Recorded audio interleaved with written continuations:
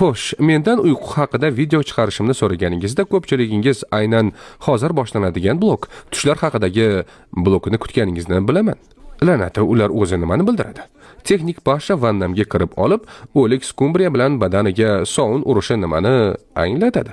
Hayotda buni nima uchun qilishi tushunarli? Tushni aytyapman.